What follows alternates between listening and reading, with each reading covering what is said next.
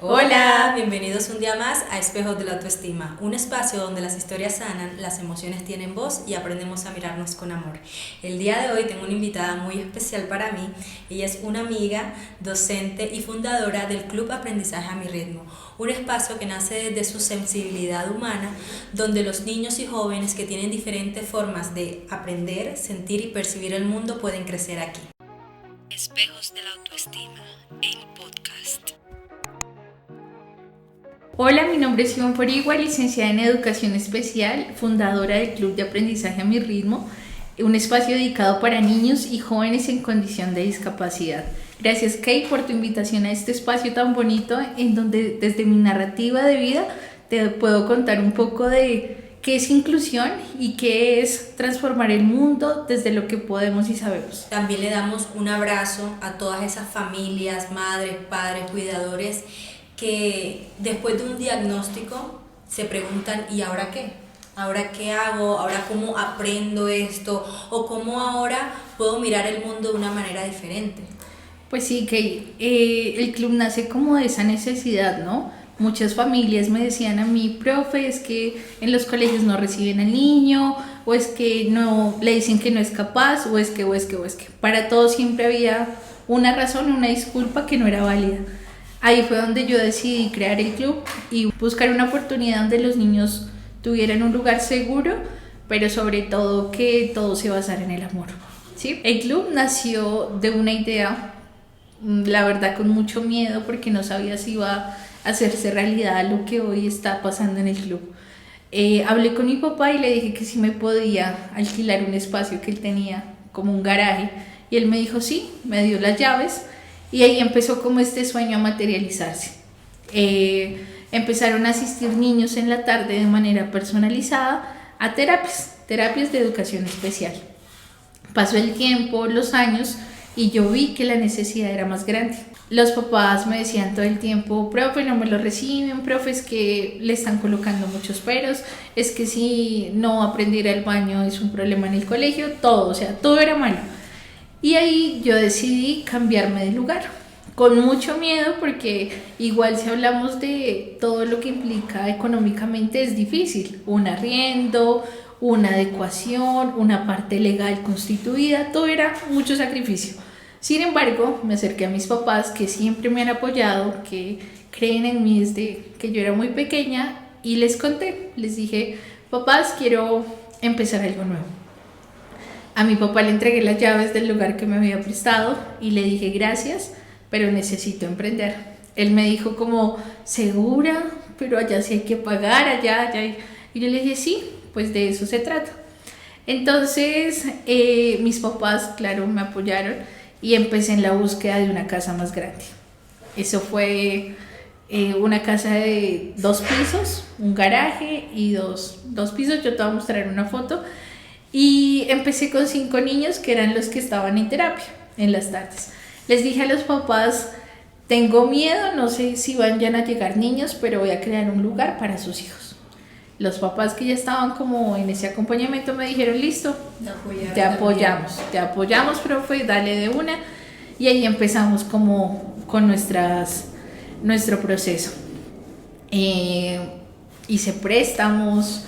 Bueno, para poder crear todo ese primer lugar que fue el año pasado, en el 2025, en enero que tomé la casa en arriendo, me acerqué a una casa y le dije al señor, mira, estoy buscando un lugar para niños y jóvenes, quiero seguir como aportando a su educación. La familia muy querida me dijo, dale, nosotros te apoyamos, y nunca, de verdad, nunca tuve problema porque eran como, nosotros estamos felices de que estés acá porque es para un bien. Cuando tomé la casa, yo tenía pues claro muchas cosas, la responsabilidad de un arriendo, un mobiliario adecuado para los niños, la parte legal, que todo estuviera en regla, y empecé como a moverme, empecé a mostrar mi trabajo. Estábamos solamente 5 niños. Y a fin de año, del año pasado, terminamos 11 en jornada de la mañana y más o menos 10 niños en jornada de la tarde, como 22 niños. en un proceso de aprendizaje muy bonito. Vienen de todos los lugares de Cundinamarca, no solo de Zipaquirá, y esto se ha logrado gracias al voz a voz. Entonces es como profes que me llaman, profes que me recomendaron tu trabajo, profes que en ningún lado han podido, pero nos dicen que sí, que tú sí puedes. Es una responsabilidad muy grande, la verdad, pero también siento que es lo que se ha logrado. Sí, tienes ese respaldo también de que confías en lo que estás haciendo y la gente lo ve. Sí, pues lo que te comentaba al principio, ¿no? Todo ha sido como un paso a paso y es como una montaña. Empezamos abajo en un espacio pequeñito, era un local. El año pasado estuvimos en una casa más grandecita y este año decidimos emprender. Yo quiero también contarte que no dejo de lado el proceso de la familia. Siempre creo que ese ha sido como el plus, poder crear una amistad con la familia. No pasamos el límite de docente, pero sí al menos puedo decirle a un papá, no te preocupes, está bien llorar, está bien que te sientas frustrado o frustrada, permítete validar los sentimientos porque los papás olvidan eso. Cuando hay un niño con necesidades educativas especiales, a veces los papás se olvidan de sentir porque se vuelven más fuertes. Sí, o están abarcando completamente las emociones y sentimientos que tienen su hijo o hija y se olvidan de sí mismos, se olvidan de que también sienten, de que también son humanos, de que también les duelen algunas cosas que pasan, reacciones que de pronto no se esperaban porque no lo pueden controlar. Y además que la sociedad es muy cruel. Y cuando hablo de sociedad no solo hablo el contexto de afuera, sino la misma familia. Una mamá o un papá que aman con su alma se ven también a veces como a las críticas de la misma familia. Ay, pero ¿para qué lo llevo a un lugar? Eso no va a aprender, eso mejor enciérrelo o métalo a un lugar donde esté allá todo el tiempo, es un encarte y internados. Y ahí es donde vemos también como esas falencias emocionales en las personas. Y ahí es cuando yo, pues por ejemplo, con los papás que hacen parte del club, tenemos un vínculo muy bonito. Porque yo siempre les pregunto, ¿y tú cómo estás? ¿Cómo te sientes? Te veo triste. Sí, profe, me pasa esto, o estoy frustrado, o estoy frustrada por esta. Aparte, hablamos también del tema económico, ¿no? Sabemos que desafortunadamente en Colombia la educación especial o hablar de procesos de inclusión es algo que está muy lejano, porque hablar de inclusión no solamente es pensar en que el niño esté en un espacio, sino de verdad decir qué necesidades tiene y cómo yo voy a mejorar sus condiciones para que en el lugar donde esté pueda avanzar, ¿sí?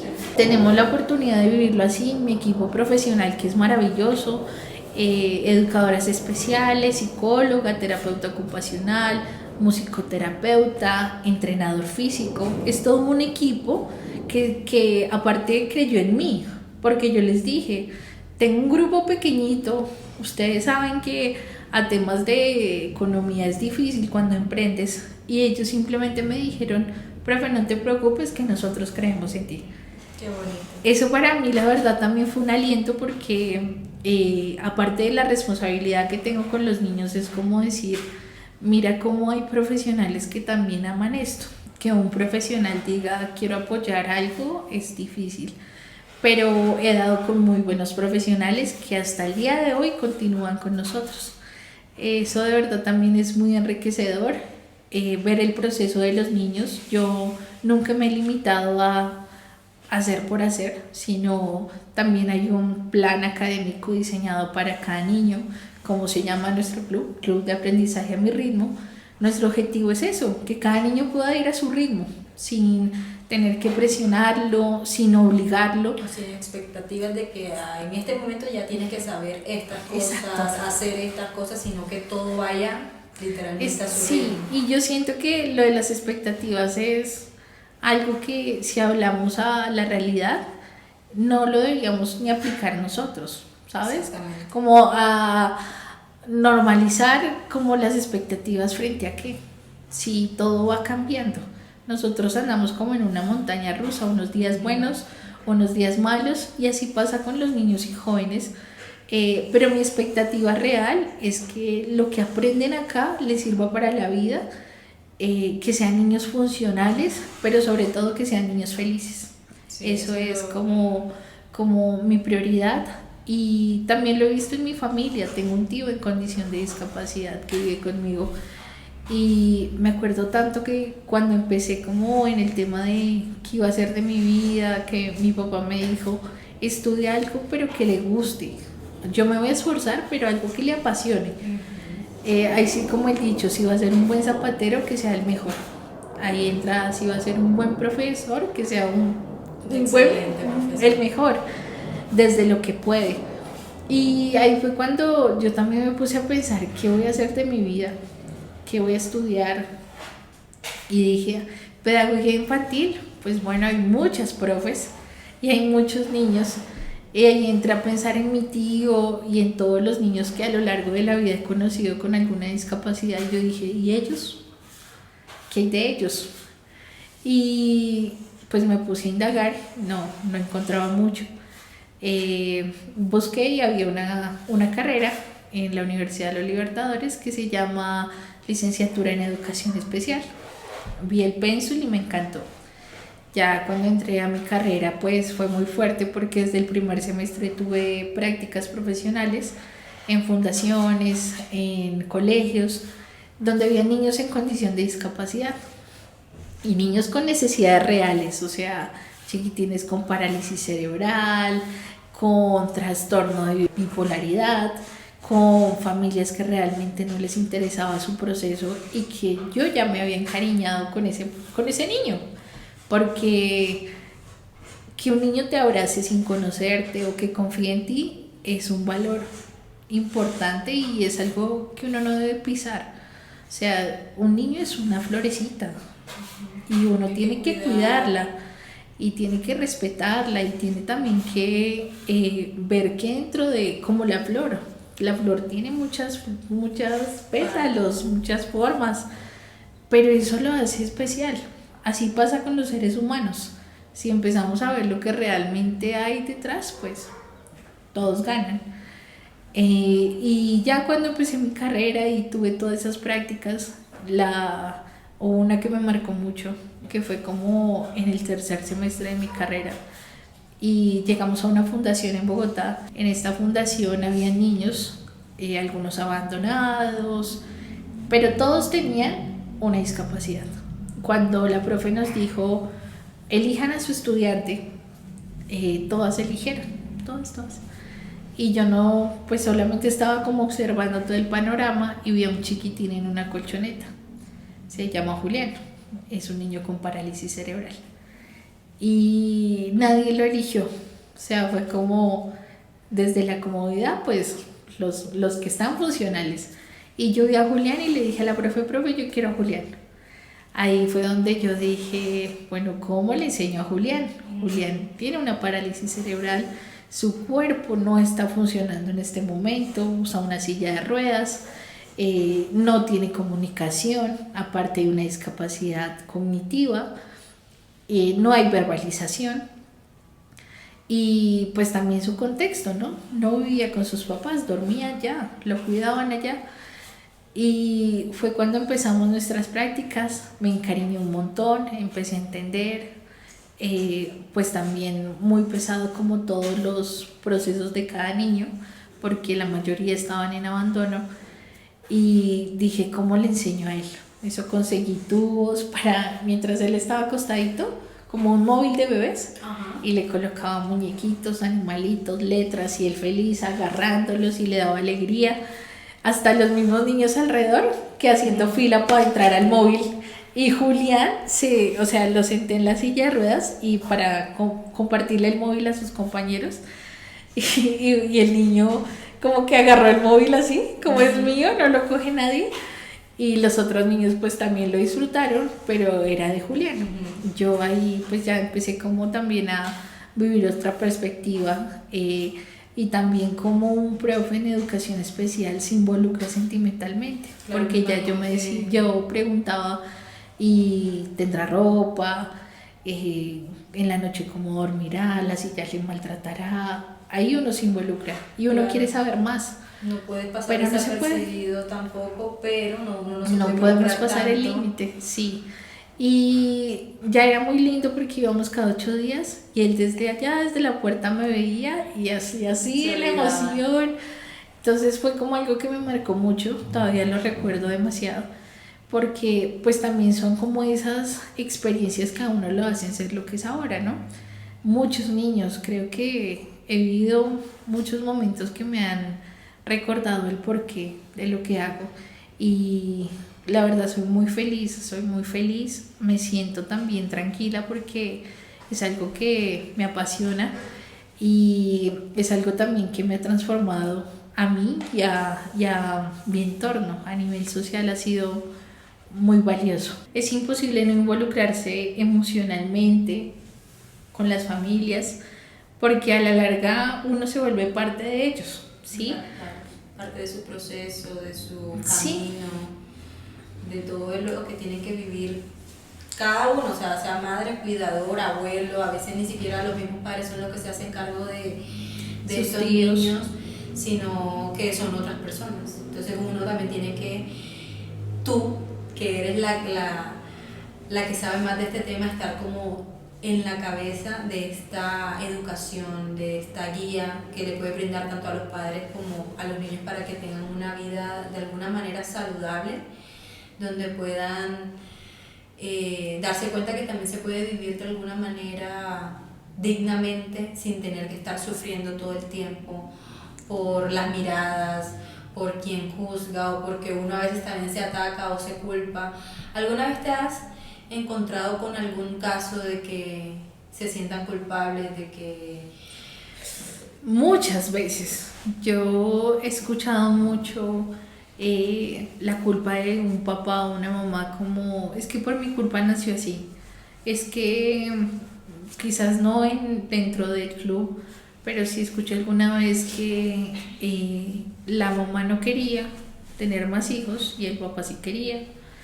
Y dentro de todo ese proceso, ella quedó embarazada y su hijo nació con discapacidad. Entonces el papá después decía, es que fue mi culpa porque tú ya no querías más y yo sí. En muchas ocasiones se separan las familias por tener a un niño en condición de discapacidad.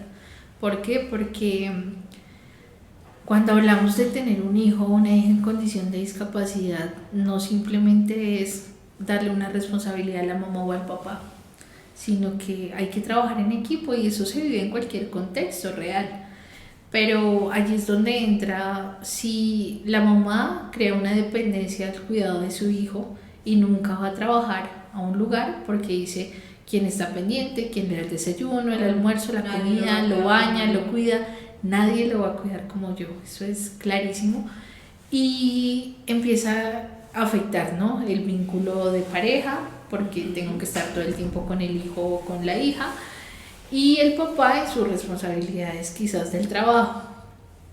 Entonces allí empieza como el tema, si yo no trabajo, entonces ¿quién va a dar la comida? Y entra la mamá, pero si yo trabajo, ¿quién está pendiente del niño? Ahí empieza también a haber como mucho conflicto. También que usualmente la mamá o el papá, porque he visto muchos casos donde el papá también es el cuidador principal del hijo o de la hija, a veces los padres empiezan a culparse, ¿no? Entonces, es que por cuidar toda la vida del niño yo no hice nada con mi vida. Y así pasa pues en los diferentes casos. Ya cuando hay una separación también, como el tema de pasar tiempo con su mamá o con su papá, entra quien lo cuida mejor, mejor no vaya por allá porque pasan muchas cosas. Entonces sí hay un tema ahí familiar, social, que se ve muy afectado, pero afecta por encima de esas personas al niño, porque pues un niño siente quién lo quiere, quién lo cuida, quién realmente no le va a hacer daño, y más que un papá o una mamá.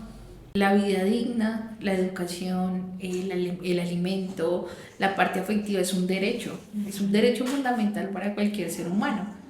Y ahí es donde tenemos que entrar también desde la educación, cómo era la educación tradicional, ¿no? cómo le enseñaban a nuestros papás que quizás no vivieron ese afecto o tuvieron mucha carencia afectiva dentro de su infancia, porque hace mucho tiempo simplemente la mamá se dedicaba a lavar pisos, a lavarle los zapatos a los hermanos, porque hablábamos también de un patriarcado gigante. Ahorita en esta época, decir, tengo que expresarme, tengo que decir, lo siento, tengo que decir, te quiero, eso no lo veían. Y también como culpar a los papás sabiendo que ellos también están aprendiendo a ser papás, también están aprendiendo a ser mamás. Y ahorita cuando hablamos de discapacidades, aprender a cuidar desde el amor, ¿sí?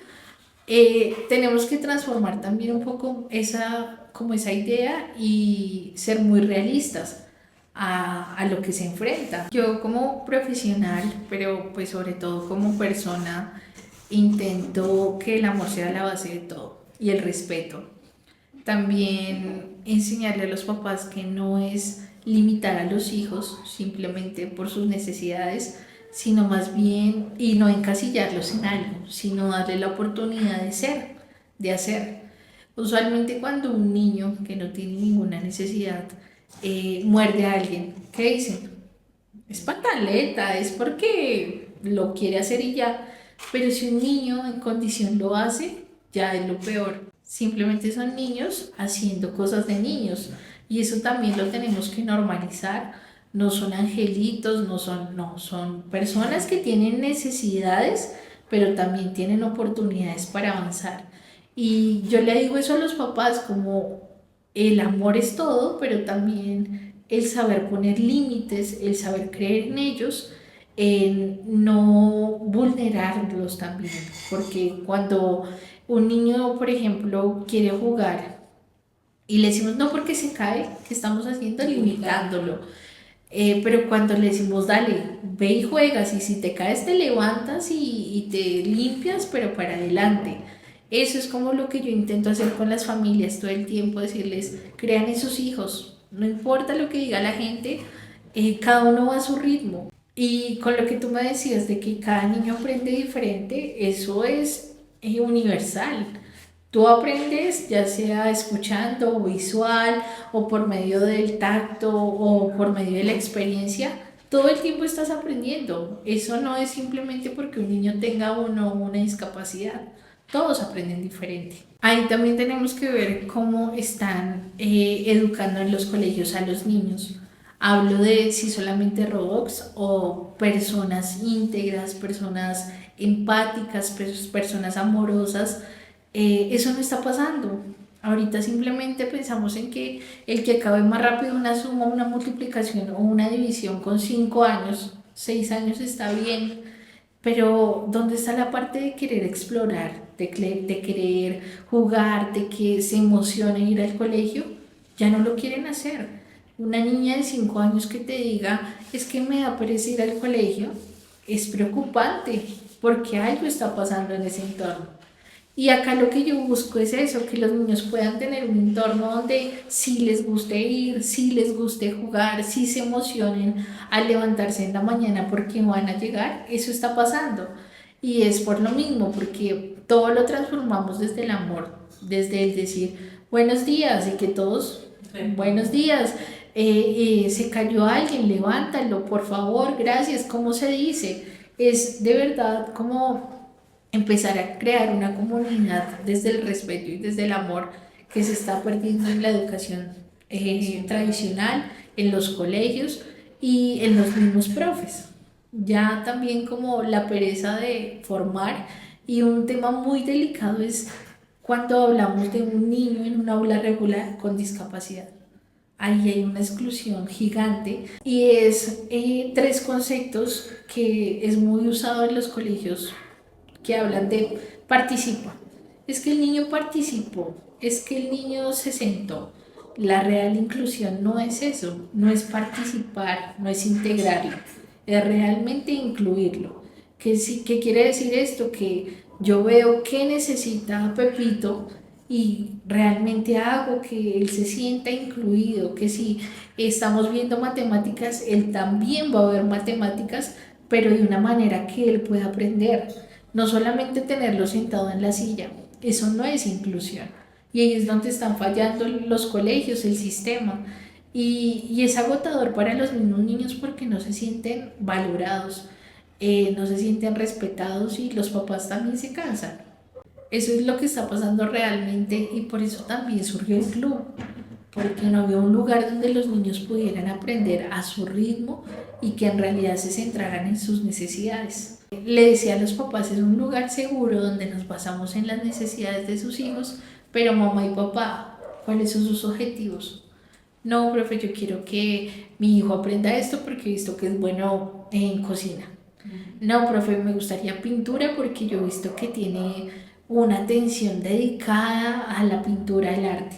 Entonces yo, bueno, ustedes ya ven un potencial en sus hijos, vamos a fortalecerlo, sin olvidar la parte social, sin olvidar la parte emocional, sin la música. La música mueve mucho y también le da como un sentido al día a día de los niños. Por eso acá brindamos musicoterapia, realmente en la parte terapéutica. Qué bonita la historia, qué bonito conocer, aprender nuevas cosas cada día. La verdad, esto es un tema que para mí es nuevo, pero claramente uno necesita aprender cada vez más. No es necesario a veces que le toque a uno para ahí hacia aprender, sino también ser empático con las personas que tenemos al alrededor, porque es que vivimos en una sociedad muy diversa y poder verlos. Creo que eso es bastante importante para ellos y no pensar que son o ignorarlos o hacer como que no existen o no escucharlos, porque todos merecemos respeto y todos merecemos un abrazo, cariño, y la verdad es que Ivona ha hecho un excelente trabajo haciendo este club, creando estas nuevas realidades has cambiado un montón de familias, no solo has impactado en la vida de los niños, también en muchas vidas y en las que siguen, porque esas personas aprenden a ser un poco más compasivas, más respetuosas en cualquier otro entorno, y eso se va multiplicando. Créeme que desde que uno inicia, todo lo bueno se multiplica y de verdad. Gracias, que sí. Pues has hecho un excelente trabajo. tienes razón cuando hablas de multiplicar, porque el sentido también es volvernos una red de apoyo, ¿no? Cuando tú estás transformando una familia, esa familia tiene tíos, tiene abuelitos, tiene hermanos y así se va creando una red de apoyo. Yo creo que el crear nuevos espacios donde los niños también exploren y que se conozcan, que hablen, que griten, que pinten, que se ensucien. O sea, me parece de verdad genial y de verdad, Ivonne, muchísimas gracias por estar en este espacio. Espero que les haya llegado este mensaje del corazón. Nosotros estamos agradecidos, estamos felices de poder contarles y mostrarles este espacio de nuevos aprendizajes. Están ubicados acá en Zipaquirá. Para cualquier cosa son bienvenidos. Me gustaría también enseñarles algo, y es que cuando nos referimos a una persona en condición de discapacidad, no decimos que son enfermitos, ni somos despectivos con la comunicación ante ellos, sino son personas en condición de discapacidad. Adaptar nuestro vocabulario. La discapacidad no tiene cura, es para toda la vida, pero cuando decimos enfermito, nos referimos a enfermedad, y la enfermedad tiene cura, la discapacidad no. Por eso también tenemos que empezar a crear nuevo vocabulario para no vulnerar los derechos a las personas en condición de discapacidad. Y quiero contarte algo que es importante, y es que todos en algún momento de nuestra vida vamos a tener alguna discapacidad, ya sea por edad, la parte visual, la parte física, el no poder movilizarnos, cuando empezamos a sufrir por nuestra edad de pérdida de la memoria, de que ya no entendemos o podemos manejar nuestra vida por sí solos, que hay una dependencia al otro, ya tenemos algún tipo de discapacidad. Entonces no estamos exentos de vivirlo, pero sí, al tener este conocimiento empezamos también a darnos cuenta que hay otras oportunidades, y esto entra desde la parte terapéutica, desde los formadores, como yo, como los docentes en educación especial, los terapeutas, los fonoaudiólogos, los musicoterapeutas, los entrenadores que dicen, oiga, yo quiero formar a los niños o a las niñas o a los jóvenes. Como hay todo un equipo de personas que se dedican de lleno a, y como nosotros queremos también darle esta visibilidad a las personas, que podamos transformar la educación, que podamos fortalecer, que podamos también realmente ser incluyentes, no solamente integradores o participadores, sino realmente incluirlos. Mi casa del año pasado tenía muchos pisos y yo dentro de mí pensaba, ¿y si me llega un niño en silla de ruedas, qué? No estoy siendo realmente tan inclusiva. Y mira, se nos da la oportunidad de tener un espacio amplio, con zonas verdes, que no tenga que subir escalones, que no tengan como dificultad en la accesibilidad. Eso ya es realmente pensarlo para todos. Pero es un trabajo en equipo y esto también se trata de creer en las oportunidades, no solamente como pensar en una cierta población, sino habilite un plan padrino también para los niños que no tienen la oportunidad de que alguna persona de afuera diga, ay, a mí me gustaría ayudar a un niño o una niña, de alguna manera lo abrimos como posibilidad, porque no solamente nos podemos quedar en los que sí, sino en los que también quieren, que realmente dicen, profe, yo no tengo la manera, pero me dedico de lleno a su formación, que necesita, a esas familias las estamos ayudando. Y también que queremos ser como ese espacio seguro, no solamente en Zipaquirá, sino en Cundinamarca, que seamos un referente de que los niños aprenden a su ritmo, y que también es para nosotros es muy valioso que niños que no tienen ninguna condición lleguen a este lugar y digan, profe, mi hijo no tiene, pero nos gustaría que esté acá, porque es un lugar tan bonito, es un lugar donde se ve el amor por lo que hacen. Entonces eso también nos mueve y nos está diciendo, la sociedad está fallándole a los niños. Y ahí es donde nosotros, ahí sí como la fábula del colibrí, el bosque se incendió y todos alrededor, los animales, estaban preocupados y veían a un colibrí que iba y venía con goticas de agua a apagar el incendio. Y un oso le dijo, pero ¿tú qué haces? ¿Qué pretendes? Solamente con ese piquito. Y el colibrí le dice, no hago mucho, pero estoy intentando apagar el incendio. Estoy haciendo mi parte. En eso nos parecemos nosotros al colibrí. Hacemos nuestra parte, intentamos, o sea, es como desde lo que podemos intentamos salvar.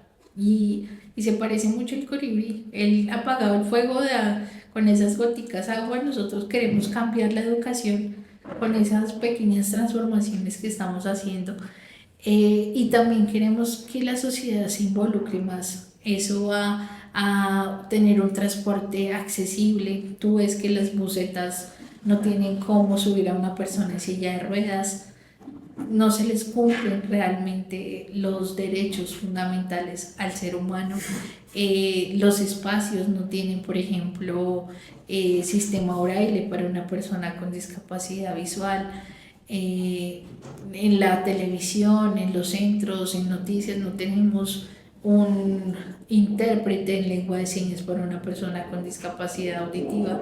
Es una necesidad, pero solo cuando alguien pone una queja o algo es cuando se implementa.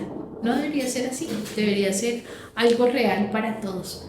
Entonces, pues, Kay, gracias por invitarnos a este lindo espacio en donde podemos contar desde nuestra experiencia cómo podemos cambiar el mundo de nosotros, al que está alrededor de nosotros, pero también cómo nosotros desde nuestro ser podemos también mejorar como personas. A mí el ser profe me ha enseñado mucho, pero también me ha hecho valorar lo que antes no era importante.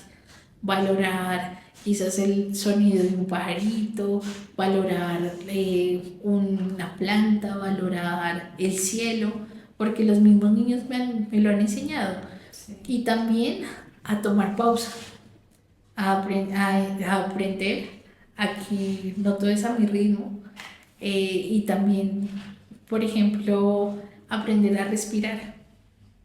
Que te diga un niño, profe, tranquila, respira, respira. Y uno, ok, sí, tengo que tomar pausa.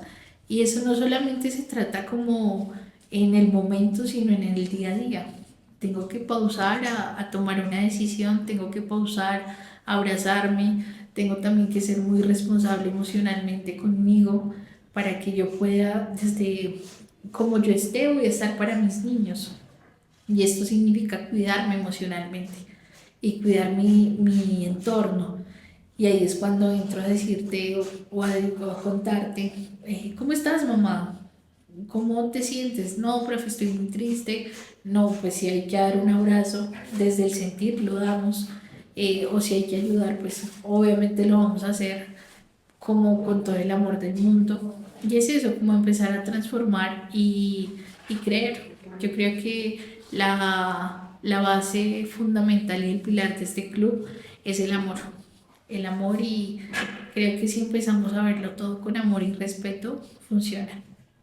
Muchísimas gracias Ivonne por estas palabras, por tu trabajo, por esmerarte cada día para que estos niños tengan lo mejor, para que sean realmente felices. Muchísimas gracias a ustedes por escucharnos, por vernos, y no olviden que sus comentarios son el combustible de Espejo de la Autoestima. Muchísimas gracias por haber estado aquí.